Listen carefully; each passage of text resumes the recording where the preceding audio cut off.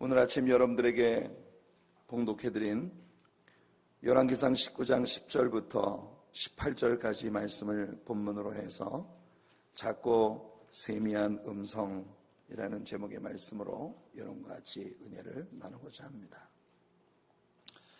우리는 지난 주일 아침 설교를 통하여 엘리야에게 주신 판이하게 다른 하나님의 두 가지 명령이 있었음을 배웠습니다. Go hide yourself.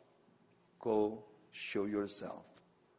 이 두 가지 명령에 따라 움직인 엘리야는 하나님께서 그에게 작정하신 은둔의 시간, 고난과 역경 가운데 처절하게 자신이 낮추어지고 낮아지는 그런 시간들을 하나님의 은혜로 잘 견디고 이제 하나님께서 그를 오른손으로 높이셔서 믿음의 슈퍼스타로 사용하시는 영광스러운 날들을 맞이했다는 걸 우리가 보았습니다. 850대 1에 엄청난 긴장감이 있었던 갈멜산에서 영적 싸움에 대승을 거두는 엘리야, 그리고 바알과 아세라의 모든 선지자들을 그리 시내가에서 칼날로 멸절시킨 그런 엘리야의 영웅적인 승리의 이야기를 우리는 지난 한 주간 동안 배웠습니다. 그리고 오늘 우리는 열왕기상 19장을 펼칩니다. 우린 여기에서 이제까지 우리가 보아왔던 엘리야와는 판이하게 다른 또 다른 모습의 엘리야를 발견하는 것입니다. 성도 여러분, 우리가 하나님의 자녀로 세상을 살아가다 보면 언제나 같은 감격과 같은 믿음, 언제나 같은 위대한 승리의 사람으로만 살아가는 것은 아닙니다. 때때로 우리는 우리 자신에게서 우리 자신도 믿을 수 없을 만큼 심약하고 심하게 흔들리는 그런 우리 자신의 모습을 발견하곤 하는 것입니다. 오늘 우리는 엘리야를 통하여 우리 신자들이 신앙생활 가운데에서 갑자기 이와 같은 슬럼프에 빠지는, 갑자기 이와 같은 백슬라이딩을 경험하게 되는 이유들이 무엇인가 하는 것들을 배울 수 있습니다.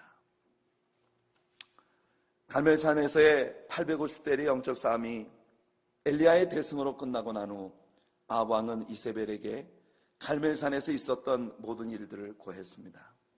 그리고 이세벨은 이 소식을 듣고 심히 분노했습니다. 그래서 엘리야를 죽이겠다고 호언장담합니다. 그러자 그 이세벨의 말을 전해 들은 엘리야가 갑자기 공포에 사로잡혀 아무 이유 없이 도망을 치기 시작하는 그런 모습을 보입니다. 열왕기상 19장 1절부터 8절까지 나오는 말씀을 제가 읽어드릴게요. 아합이 엘리야가 행한 모든 일과 그가 어떻게 모든 선지자를 칼로 죽였는지를 이세벨에게 말하니 이세벨이 사신을 엘리야에게 보내어 이르되 내가 내일 이맘때에는 반드시 내 생명을 저 사람들 중 한 사람의 생명과 같게 하리라. 그렇게 하지 아니하면 신들이 내게 벌 위에 벌을 내림이 마땅하니라 한지라. 그가 이 형편을 보고 일어나 자기의 생명을 위해 도망하여 유다에 속한 브엘세바에 이르러 자기의 사환을 그곳에 머물게 하고 자기 자신은 광야로 들어가 하룻길쯤 가서 한 로뎀나무 아래 앉아 자기가 죽기를 원하여 이르되 여호와여 넉넉하오니 지금 내 생명을 거두시옵소서. 나는 내 조상들보다 낫지 못하니이다 하고 로뎀나무 아래 누워 자더니 천사가 그를 어루만지며 그에게 이르되 일어나서 먹으라 하는지라. 본즉 머리맡에 숯불에 구운 떡과 한 병 물이 있더라. 이에 먹고 마시고 다시 누웠더니 여호와의 천사가 또 다시 와서 어루만지며 이르되 일어나 먹으라. 내가 갈 길을 다 가지 못할까 하노라 하는지라. 이에 일어나 먹고 마시고 그 음식물의 힘을 의지하여 40주 40야를 가서 하나님의 산 호렙에 이르니라. 성도 여러분, 오늘 방금 제가 읽어드린 이 말씀 속에 나타난 엘리야는 이제껏 우리들에게 영적인 믿음의 모습을 보였던 엘리야와는 완전히 판이하게 다른 대조를 이루는 그런 모습입니다. 아니, 이렇게 연약하고 겁 많고 비겁하고 그리고 대책 없는 이런 인물이 어떻게 850명의 우상 숭배자들 앞에서 눈 하나 깜짝하지 않고 담대히 싸울 수 있었는지 의아스럽기 그지없습니다. 그는 바로 우리들 앞에서 우리가 함께 배웠던 이 앞장과는 판이하게 다른 그런 모습을 보여주고 있는 것이에요. 우리는 엘리야가 왜 갑자기 이렇게 추락해 버렸는가, 왜 엘리야에게 갑자기 이와 같은 변화가 일어났는가 하는 두 가지 이유를 찾아볼 수가 있습니다. 그 첫 번째 이유는 육적인 이유예요. 야고보는 그가 우리와 성정이 같은 사람이라고 이렇게 이야기했습니다. 지난주일 설교에서 읽어드렸던 야고보서 5장 17절 말씀을 기억하시죠? 그는 우리와 성정이 같은 사람이었다. A man of like passion with us. 우리들과 동일한 감정을 가지고 있었던 그런 인물이었다.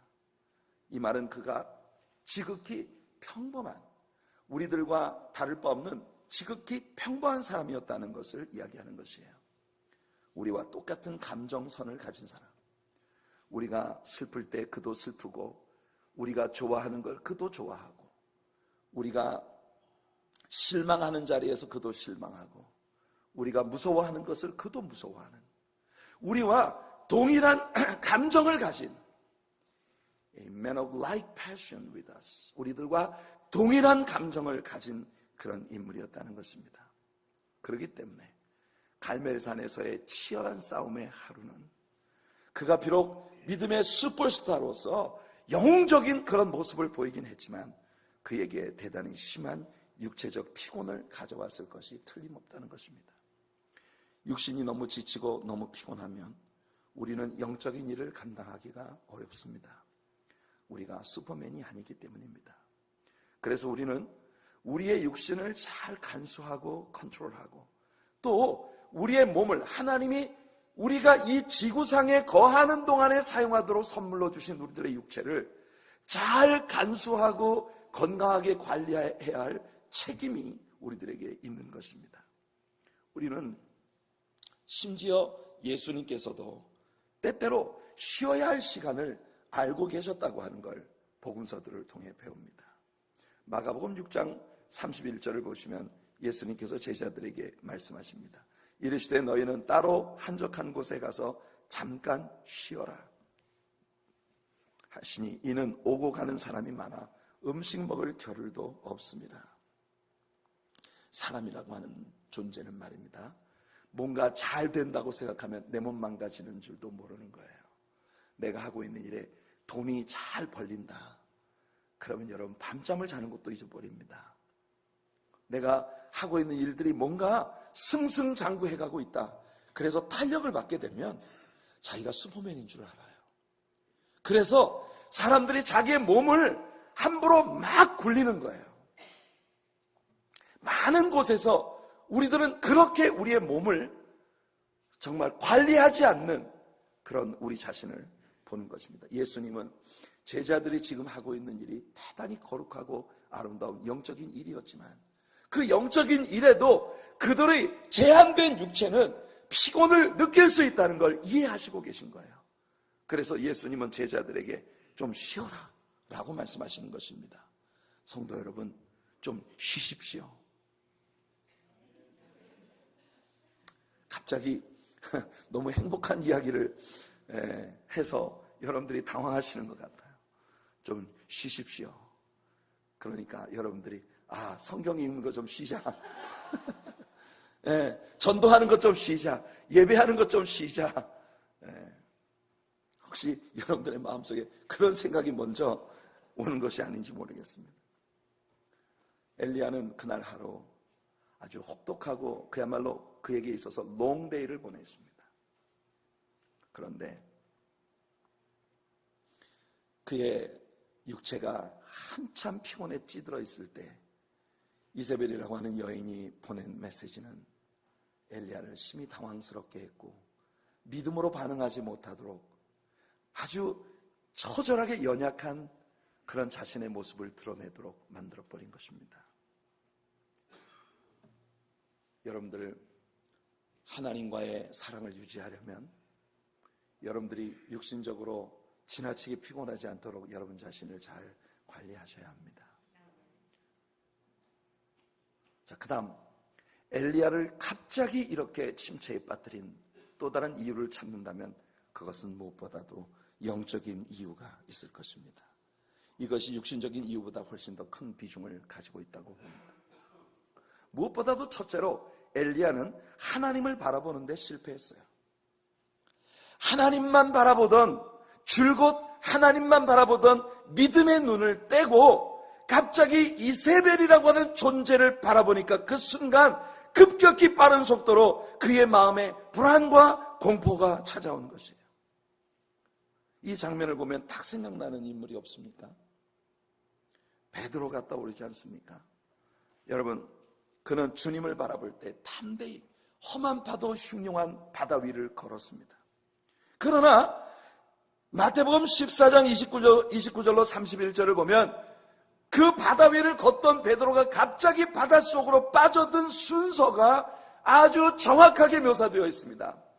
그가 주님을 바라보고 바다 위를 걷다가 파도를 보고 무서워 빠져가는지라.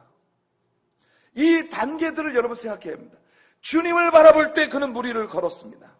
그런데 갑자기 주님을 바라보던 그 눈을 떼어 험한 파도를 바라보는 순간 그의 마음에는 믿음이 아닌 두려움이 들어차게 되고, 두려움이 들어차게 되자 이내 그는 바닷속으로 빠져들어가고 있는 그런 모습을 보는 것이에요.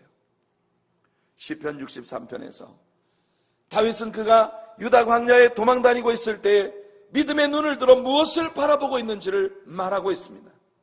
무엇이 과연 다윗으로 하여금 이렇게 끝없이 점철되는 고난과 역경의 순간에도 그 믿음의 용기를 잃지 않게 만들었던가? 다윗이 말합니다. 하나님이여, 주는 나의 하나님이시라.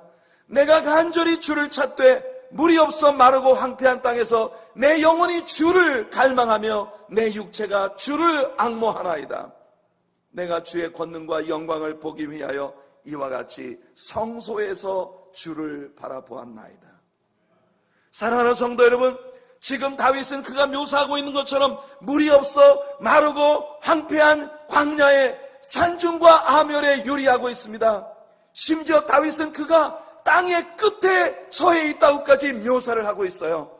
이 세상에 그가 사랑하고 아끼는 모든 것들로부터 고립되고 단절되어 땅의 끝이라고 여겨지는 말할 수 없는 절망의 나락에 떨어져 있는 이 순간에도 다윗은 자기가 서 있는 그곳을 성소라고 부르고 있습니다.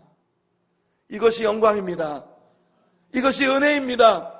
성도 여러분, 여러분들이 아무리 절망스럽고 낙심이 되고 여러분 지칠 대로 지치고 피곤할 대로 피곤한 그런 상황 가운데 빠져 있어도 다윗의 마음을 갖는다면 여러분이 서 있는 그 자리가 바로 성소입니다. 그 자리가 하나님을 만나는 자리고, 그 자리가 하나님을 예배할 수 있는 자리고, 그 자리에서 하나님의 음성을 들을 수 있는 자리인 것이에요. 이것이 다윗이 끝까지 지치지 않고 하나님이 그를 들어 원하셨던 자리에 그를 세울 때까지 믿음을 견지할 수 있었던 이유인 것입니다. 눈을 들어 주의 영광을 보라. 소리 높여 주를 찬양하라. 여러분들의 눈을 들어 오늘 주님을 바라보는 여러분들 되시기를 축복합니다. 우리는요, 자주 바라보는 것에 대해서 사랑을 느끼게 되고 사랑할수록 더 바라보게 되고 그렇게 상승되어지는 것을 우리의 삶에서 봅니다. 여러분들은 가장 많이 무엇을 바라보고 계신가요? 여러분의 삶에서 가장 자주 바라보는 것, 가장 많이 바라보는 것, 그것에 여러분들은 빠져들게 되는 것입니다. 우리 하나님을 믿음의 눈으로 바라보시는 여러분들 되시길 축복합니다. 두려움과 염려로 세상 속에 빠져들어가는 대신 믿음의 발걸음을 힘차게 내딛은 여러분, 베드로가 물 위를 걸을 수 있었던 것처럼 험한 파도 흉흉한 그런 거친 환경 가운데 주님을 의지하고 걸어갈 수 있는 저와 여러분들이 되기를 예수님 이름으로 축원해 드립니다. 또한 엘리야는요, 이세벨의 협박에 귀를 기울이는 대신 하나님의 말씀을 듣기 위해 하나님께 귀를 기울여야 했는데 이것에 실패한 것입니다. 우리가 누구에게 귀를 기울이는가 하는 것은 참으로 중요한 문제죠. 우리는 시편 1편에서 이렇게 읽습니다. 복 있는 사람은 악인의 꾀를 좇지 아니하고 죄인의 길에 서지 아니하며 오만한 자리에 앉지 아니하고 오직 여호와의 율법을 즐거워하며 그 율법을 주야로 묵상하는 자라고 그렇게 말합니다. 악인의 꾀를 좇지 않는다. 여러분들의 귀에 속삭이는 사탄의 음성에 귀 기울이지 말고, 여러분들의 연약한 제한된 육체가 여러분들에게 가져오는 소리에 귀 기울이지 말고 언제나 하나님의 음성을 듣는 그런 여러분들 되시기를 축복합니다. 복 있는 사람의 소극적인 측면에 대한 묘사, 네거티브한 그런 측면의 묘사는 바로 불의한 소리를 듣지 않는 것입니다. 한 사람의 신자가 악인의 유혹에 귀를 기울이면 그때부터 그 꾀를 쫓아가게 되는 것이죠. 이 세상에는 사탄이 여러분들을 꾀는 소리들로 꽉 들어차 있습니다. 어디를 보아도 사탄의 괴계는 여러분을 향해 달콤한 미혹의 소리로 다가오고 있는 것을 봅니다. 성도 여러분, 그래서 예수님은 우리들에게 깨어있으라고 말하고 계신 것입니다. 누가복음 21장 32절과 33절에 내가 진실로 너에게 말하노니 이 세대가 지나가기 전에 모든 일이 다 이루어지리라. 천지는 없어지겠으나 내 말은 없어지지 아니하리라.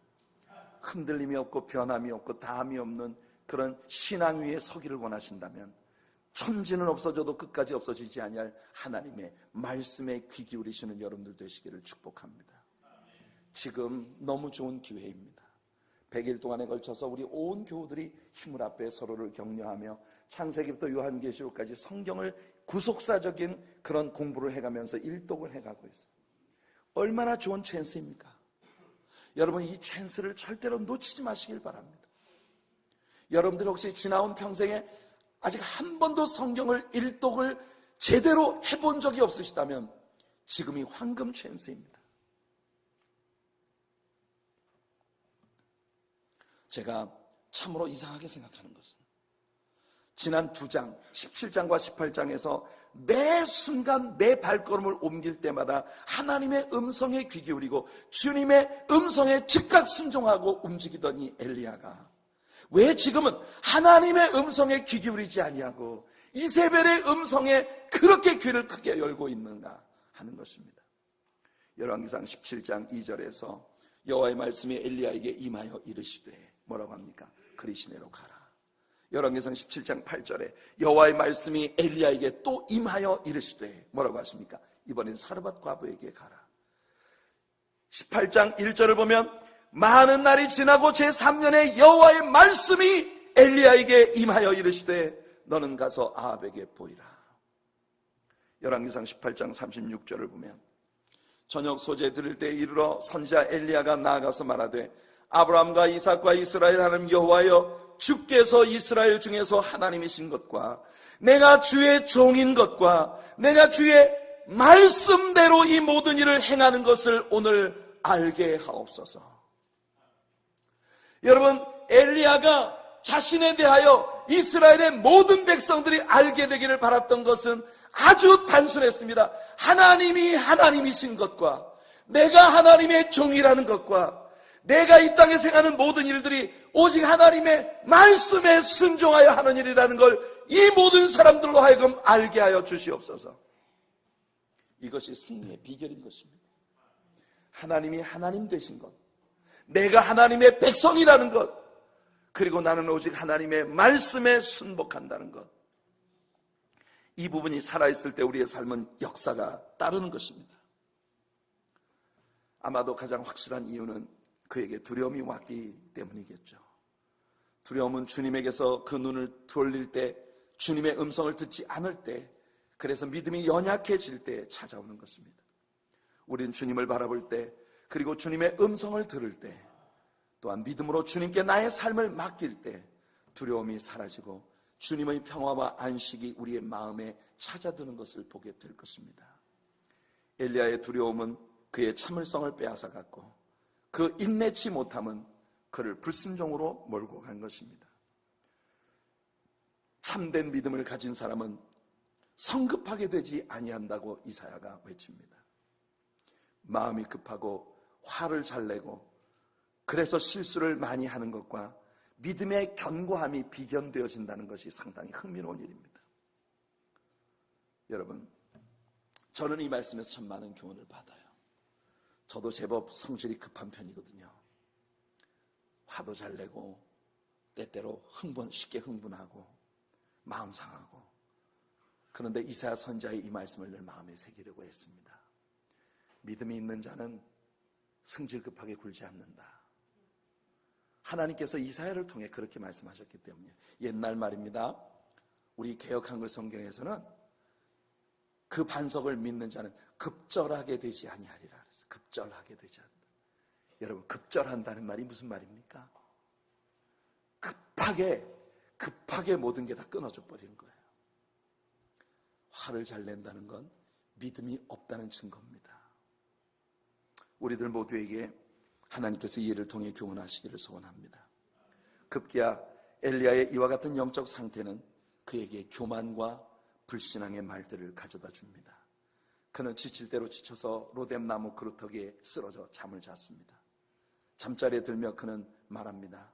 그야말로 캐세라세라, 될 대로 되라는 심정으로 그는 말합니다. 하나님이여, 이만하면 족하오니 내 생명 거두어 주옵소서. 무엇이 족하다는 것입니까? 그는 하나님을 바라보는 대신 자신이 이제까지 이루어온 자신의 업적을 바라보기 시작합니다. 그리고 그는 스스로 이만하면 족하다고 생각하고 있습니다. 내가 뭘 더 할 수 있겠습니까? 내가 뭐가 부족합니까? 나는 하나님이 내게 시키신 일을 다 했습니다. 이만하면 됐지 않습니까? 이젠 죽여주십시오. 이렇게 하나님께 항변하고 있는 것이에요. 성도 여러분, 주께서 우리를 우리의 영원한 집으로 불러 올리시는 그 순간까지는 아직 내 코로 호흡하게 하시고 나에게 생명을 주신 그 하나님께서 내 삶에 주신 의미들을 이룰 수 있기 위해 사명을 향하여 달려갈 수 있는 저와 여러분들이 되기를 예수님 이름으로 축원해 드립니다. 제가 정말 놀라는 것은 말입니다. 그렇게 로뎀나무 그루터기에 그냥 드러누워서 될 대로 되라 잠들어 있었던 엘리야에게 하나님이 천사를 보내셨다는 것입니다. 전 여기서 우리 하나님의 놀라운 사랑을 봅니다. 사실 말입니다. 엘리야가 아주 영웅적인 그런 위대한 역사를 할 때 하나님은 엘리야를 형편없이 다루셨어요. 바로 지난 주일 아침 설교를 통해 우리 보았지 않습니까? 왜 하필이면 까마귀입니까? 자존심 상하게. 기왕 하나님께서 피딩을 하시려면 비둘기라도 보내주시던지 왜 그때는 하나님이 천사를 안 보내시는 걸까요? 엘리야야, 너 잘하고 있어. 힘내, 용기 내. 넌 지금 잘 가고 있는 거야. 왜 이런 거? 그 엘리야에게 왜 천사를 보내주셔서 천사에게 그렇게 하나님의 종답게 멋지게 출입해 주지 않으시고, 이게 뭡니까? 세상에 그 많고 많은 새들 중에서 말이죠, 그 부정하게 여겨지는 까마귀를 보내가지고 깍깍깍 가지고 저 높은 공중에서 툭 떨어뜨리고, 뭐 까마귀가 소반 위에다가 이쁘게 차려줬겠어요? 예? 공중에서 쑥 떨어지면 먼지 사방이나 흙, 그 여러분 3년 가뭄에 바싹 말라 비틀어진 땅바닥 위에 떨어진 떡과 고기를 쫓아가가지고, 이게 목구멍이 포도청이라 배고파 죽겠는 거예요. 그러니까 이 까마귀가 물어다주는 음식을 기다렸다가는 쫓아가가지고 해서 그걸 이렇게 집어서 먹어야 됐다면, 이게 여러분 하나님의 종에 대한 하나님의 출입의 방법입니까? 하나님이 어떻게 하나님의 위대한 종을 이렇게 다루실 수가 있어요? 그러니 하나님이 엘리야를 그렇게 다루셨단 말이에요.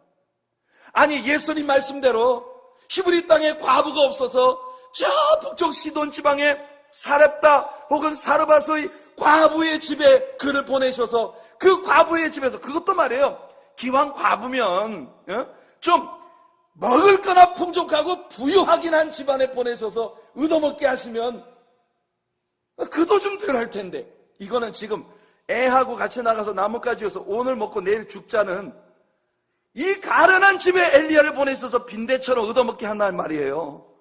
빈대도 낯짝이 있지 세상에. 그거 하나 떡 하나 먹고 내일은 죽자는 사람한테 나부터 먼저 갖고 그 다음에 너와 내 아들을 위해서 먹어라. 이 말이 됩니까 여러분?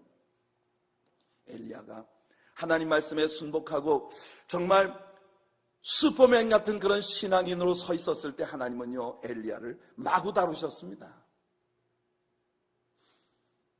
그런데 지금은 말이에요, 엘리야가 갑자기 형편없는 자리에 지금 처했단 말이에요. 피곤하고 지치고 신경질나고 짜증나고, 야 어떻게 저게 믿음의 사람이 아니, 선지자는 둘째치고 어떻게 저 인간을 지금 믿음의 사람이라고 말할 수 있어? 모든 사람들이 고개를 저으며 고개를 돌릴 그와 같은 상황 가운데 빠진 엘리야를 하나님은 말입니다, 극진하게 다뤄주시는 거예요. 천사를 보내셔서 벌써 떡을 다 구워놓고 물도 다 준비해놓고, 그리고 엘리야를 깨웁니다. 엘리야야, 일어나서 먹어라. 엘리야가 딱 일어나 보니까 천사가 머리맡에 있는데, 사람이요 심하게 짜증이 나면 천사도 눈에 안 들어오는 거예요. 저 같으면 천사가 그 자리에 앉아있다는 사실만으로 오! 글로리. 근데 엘리야는요 천사가 옆에 있는데 마치 일상의 그냥 여상한 일을 보는 것처럼 그렇게 천사를 정말 뭐죠? 소닭 보듯이 시큰둥하게 보고 있어요. 딱 보니까 머리맡에 떡과 물이 딱 준비되어 있는 거예요. 엘리야가 일어나서 먹었습니다. 먹고 또 누워버렸어요. 한참을 잠들었는데 천사가 옆에서 기다리고 있어요. 하나님은 정말 인내 하나님이십니다. 엘리야가 실컷 잠잘 때까지 내버려 두셨어요. 엘리야가 또 잠에서 깨어나자 천사가 엘리야를 일정한 시간이 지나고 나면 깨웁니다. 깨우고 엘리야가 일어나니까 하는 말이, 천사가 말입니다, 일어나서 더 먹어라. 내가 먼 길을 가려고 하는데 가다가 지칠까 봐 겁난다. 그러니까 일어나서 먹고 힘을 내서 내 갈 길을 가라. 지금 엘리야가 어디로 가는 겁니까? 하나님을 피해서 도망가고 있어요. 여러분, 엘리야 딴에는 말입니다, 하나님이 안 계신 곳으로 도망을 가고 싶은 거예요. 하나님이 안 계신 곳으로 도망가고 싶어 했던 요나처럼 말입니다. 그렇게 엘리야는 하나님이 안 계신 곳으로 도망가려고 하는데, 하나님은요 엘리야에게 천사를 보내셔서 야 먹고 힘내서 도망가라. 여러분, 이것이 하나님의 사랑입니다. 오늘 여러분 신앙생활에 지쳤나요? 여러분들의 믿음 생활에 지쳐 계십니까? 여러분들의 인생이 버겁고 여러분들의 삶의 무게가 여러분들을 짓눌러 질식할 것 같은 그런 어려움 가운데 여러분 빠져 있습니까? 하나님께서는 오늘 이 시간 하나님의 말씀을 통해 여러분들을 권고하시고 계십니다. 그래서 엘리야는 먹고 힘을 내서 거기서부터 40일 밤낮을 40주야를 달려가서 어디까지 가느냐? 호렙산의 한 굴 속으로 들어갑니다. 놀라운 건 말입니다, 하나님께서 엘리야야 먹고 힘내서 도망가. 그래서 먹고 힘내서 40주야를 도망을 쳐가지고 호렙산 굴에 딱 들어갔는데, 호렙산 굴에 딱 들어갔더니 거기 누가 계십니까? 하나님이 계셔요. 하나님이 먼저 와 계신 거예요. 엘리야가 어디로 갈지 모든 걸 알고 계신 하나님이 먼저 가셔서 엘리야를 기다리고 계신 겁니다. 하나님께서 엘리야에게 물으시는 질문이 Hey, what are you doing here, Elijah? 하나님 묻고 계신 거예요. What are you doing here? 이 말씀이 중요합니다. 하나님이 어디 계신 겁니까? 엘리야 옆에 지금 엘리야보다 먼저 와서 엘리야를 기다리고 계신 거예요. What are you doing here?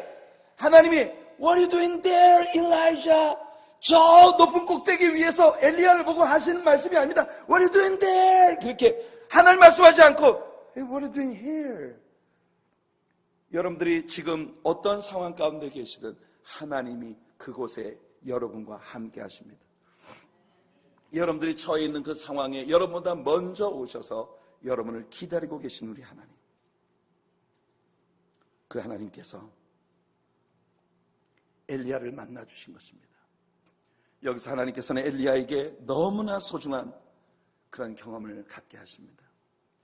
엘리야가 하나님께 대답합니다. 너 여기서 뭐 하냐? 엘리야, 네가 왜 여기 있느냐? 이렇게 물으시는 하나님께 10절부터 18절까지 나오는 우리들의 본문이죠. 엘리야가 말합니다. 그가 대답하되 내가 만군의 하나님 여호와께 열심히 유별하오니.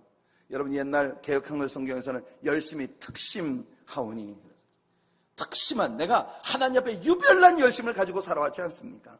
이는 이스라엘 자손이 주의 언약을 버리고 주의 제단을 헐며 칼로 주의 선지자들을 죽여 쓰미오며 오직 나만 남았거늘 그들이 내 생명을 찾아 빼앗으려 하나이다. 오직 나만 남았거늘. 하나님, 지금 이 땅에 의로운 사람 다 죽고 오직 나만 남았습니다. I'm alone.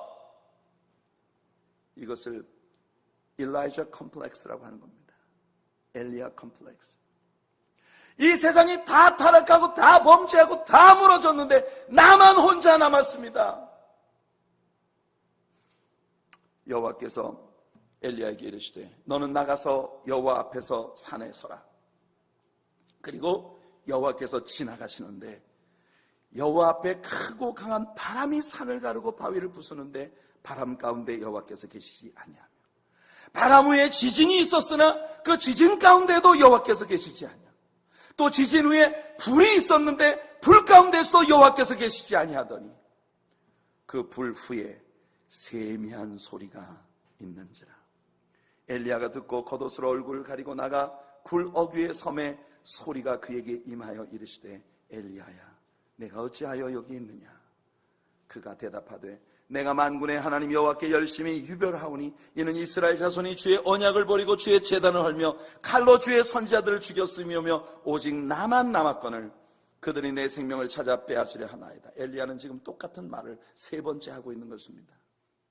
여호와께서 그에게 이르시되 너는 내 길을 돌이켜 광야를 통하여 다메섹에 가서 이르거든 하사엘에게 기름을 부어 아람의 왕이 되게 하고 너는 또 님시의 아들 예후에게 기름을 부어 이스라엘의 왕이 되게 하고 또 아벨므홀라 사바스의 아들 엘리사에게 기름을 부어 너를 대신하여 선지자가 되게 하라. 하사엘의 칼을 피하는 자를 예후가 죽일 것이요 예후의 칼을 피하는 자를 엘리사가 죽이리라. 그러나 내가 이스라엘 가운데 7,000명을 남기리니 다 바알에게 무릎을 꿇지 아니하고 다 바알에게 입맞추지 아니한 자니라. 하나님은 엘리야를 책망하고 계십니다. 엘리야는 크고 강한 바람 속에서 하나님을 발견하지 못했습니다. 큰 지진 가운데서도 하나님을 발견하지 못했습니다. 그리고 불 가운데서도 하나님을 발견하지 못했습니다. 이와 같은 엄청난 현상들, 엘리야는 말입니다, 믿음으로 하나님께서 일으키시는 큰 현상들을 보았습니다. 그런데 사실은 말입니다, 자기가 위대한 역사를 하면서도 그 현상들 속에 하나님을 만나지 못할 수도 있다는 이 놀라운 사실을 우리들에게 보여주고 있는 것이에요. 여러분들이 교회 생활을 하면서 교회 생활 가운데에서 정말 굉장한 업적을 세울 수도 있습니다. 그런데요, 하나님 없이도 그 일을 할 수 있다는 겁니다. 여러분들이 신자로서 이 세상을 살아가면서 대단한 일을 막 불같이 바람같이 땅을 지축을 흔드는 지진같이 위대한 일들을 할 수 있는데 하나님 없이도 그 일을 할 수 있다는 말이에요. 엘리야가 놓치고 있는 게 뭔가 하는 걸 하나님은 엘리야에게 지금 가르치고 계신 겁니다. 엘리야야, 네가 이만하면 족하다고 말했던 지금까지 내가 세웠던 그 모든 업적들, 그 업적들이 나를 말하는 게 아니야. 그 모든 것들 속에서 늘 너와 함께 했던 나를 놓치지 말아야 하는 것이야. 바로 크고 위대한 어떤 역사의 소용돌이가 아닌 a still small voice, 아주 작고 아주 세미한 음성으로 a still small voice, 하나님께서 엘리야에게 말씀하시는 요지인 겁니다. Hey, stop complaining and get back to your work, get back to your mission. 하나님께서 엘리야에게 지금 역사의 엄청난 전환점에 위대한 역사의 물꼬를 바꾸도록 명령하고 계신 것이, 우리는 바로 이제 다음 주부터 배우게 될 열왕기 하서에 들어가서 지금 하나님께서 엘리야에게 준 이 말씀이 무슨 의미를 갖고 있는지를 배우게 될 것입니다. 그는요, 역사의 엄청난 물꼬를 바꾸는 그의 생의 마지막 사명을 멋지게 감당하고 하나님께로 화려한 모습으로 올라가게 됩니다. 여러분들의 인생의 최후가 그런 것이 되기를 예수님 이름으로 축원해 드립니다. 지금 지쳐 있을지라도, 지금 낙심 중에 있을지라도, 지금 여러분들이 너무나 내 자신이 초라하게 보일지라도 하나님은 여전히 a still small voice, 작고 세미한 음성으로 여러분을 만나주시는 그런 축복의 주님이신 것입니다. 엘리야에게 주신 하나님의 마지막 찬스를 엘리야는 잡은 거예요. 지난 금요일 저는 랭캐스터에 있는 여러분 잘 아시는 그 사이렌 사운드 티어터에 가서 조나 뮤지컬을 보고 왔어요. 여러분 한번 꼭 여러분들이 찬스가 있으시면 한번 보시기를 권하고 싶습니다. 조나라고 하는 그 뮤지컬을 제가 이렇게 보면서 참 그 요나에 대한 정말 묘사하기 어려운 그런 그 많은 일들을 어떻게 저렇게 무대에 다 올릴 수 있나, 참 많은 것들에 놀라기도 했지만 정말 건강한 복음적 시각으로 요나서를 해석한 그 뮤지컬의 가치에 굉장히 많은 감동을 했습니다. 마지막 장면에 말입니다. 요나가 진짜 바라지 않았지만 하나님이 전하라는 대로 가서 니느웨 성에 메시지를 선포하고 니느웨 사람들이 회개하고 하나님께로 돌아오는 모습이 정말 보기 싫었어요. 이게 아니야. 내가 바랐던 건 이게 아니야. 앞으로 40일 후면 이 성이 멸망을 받는다 선포를 했는데 그 성의 없는 메시지, 제발 아무도 내 음성을 듣고 회개하지 않기를 바랐던, 그런데 이게 웬일입니까? 왕으로부터 모든 백성들, 심지어 짐승들까지 금식을 하고 배를 걸치고 하나님 앞에 엎드려 회개하고 자복하는 모습을 보며 나의 철천지 원수, 내 아버지를 죽였고 내 민족을 형편없이 망가뜨렸던 이 우리 민족을 짓밟은 이 원수들이 하나님께 용서를 받고 은총을 입다니. 그런데 여러분, 그 사람들이 요나를 향하여 제발 선지자여 우리를 위해 기도해 주시오, 하나님이 우리를 멸망치 아니하도록 우리를 위해 기도해 주세요. 그때 요나가 그 아우성을 치는 니느웨 사람들을 향하여 No! I cannot pray for you. 그리고 성문을 꽝 닫고 나가버립니다. 이 일이 어떻게 되는지 언덕 위에서 성을 내려다보고 있었던 요나에게 마지막 장면에서 예수님이 찾아오십니다. 볼이 이렇게 불고 불평과 원망이 꽉 들어찬 요나를 향하여 예수님이 찾아오셔서 요나에게 네가 왜 이렇게 화를 내냐, 네가 왜 이렇게 망가졌느냐. 요나가 하는 말이 What more could I do? 요나가 이렇게 말합니다. I came to Nineveh. I preached the message. 당신이 나에게 요구한 모든 걸 다 했습니다. What more could I do? 내가 뭘 더 할 수 있겠습니까? 그때 예수님께서 요나에게 이런 말씀을 하셨어요. 조나, yes, you did. You did everything. You came to this city. You preached the gospel. But you did everything without love. 예수님께서 요나에게 하셨던 그 말씀에 저는 무너졌습니다. 바로 며칠 전 제가 여러분들 사랑하기 때문에라는 설교를 했던 사람 아닙니까? 사랑으로 하지 않는 것은 아무것도 의미가 없는 것이라는 이야기를 제가 여러분들에게 들려드렸지 않습니까? 그런데 그 요나서의 끝에서 엄청난 고통과 아픔을 겪으며 가기 싫은 거 억지로 와서 니느웨에서 하라는 말씀 억지로 전했는데 하나님이 의도하신 일이 벌어지는 것을 보며 신경질이 왕창 나 있는 요나를 향하여 하나님께서 말씀하셨어요. You did everything but without love. 요나가 예수님께 항변합니다. 사랑이요?